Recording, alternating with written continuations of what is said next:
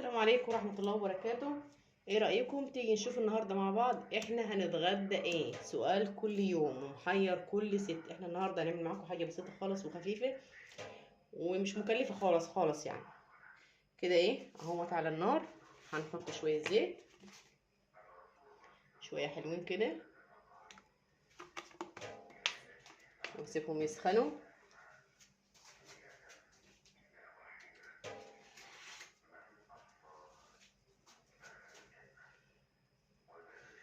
ونجيب ده ايه معانا؟ صدرين فراخ اهوت. انا جبتهم وقطعتهم كده قطع صغيرة اهيت. ماشي. والزيت يسخن هننزل بيهم على النار في الزيت اهوت.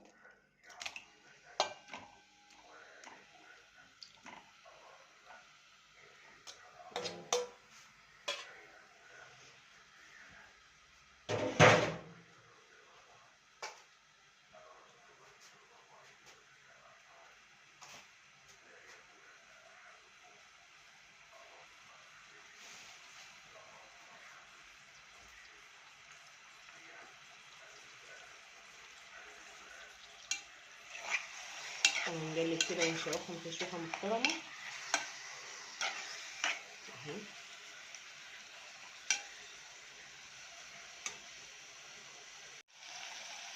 كده احنا معانا الفراخ اهي اتشوحت اهي تمام خالص. ماشي. هننزل عليها بايه؟ البصلة كده حلوة كبيرة.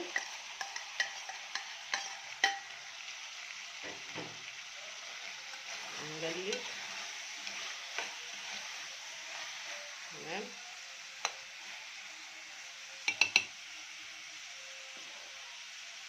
ننزل عليه بشوية فلفل اسمر، ده فلفل وعليه ملح عشان مش هنحتاج نملح تاني، وبورقتين لورا عشان لو فيها اي زفارة ولا اي حاجة. اللورا بتشيل اي زفارة، ما بتخليش زفارة. نقلب كده تمام.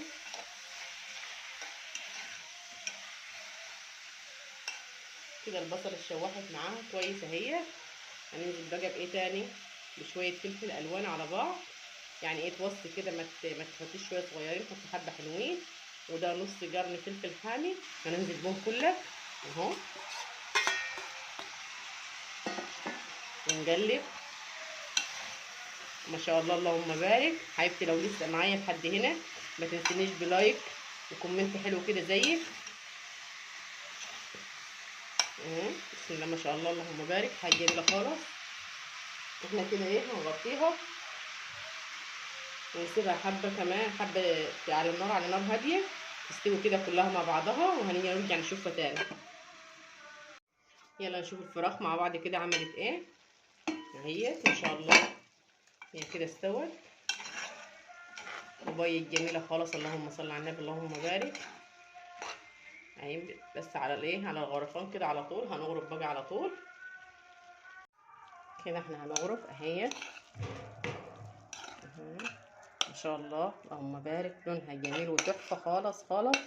وبكده نبقى احنا عملنا غدا النهارده اكله موفره خالص وطعمها جميل والكل بيحبها، ويعني مش مكلفه خالص خالص خالص. اللهم صل على النبي، حاجه جميله خالص. هي مش محتاجه جنبها اكتر من طبق مخلل والعيش البلدي بتاعنا الجميل، مش محتاجه هي اكتر من كده. يا ريت تجربوها وتقولوا لي رايكم في الكومنتات لو عجبتكم، ولو محتاجين اي حاجه تاني انا ممكن ايه نعملها لكم.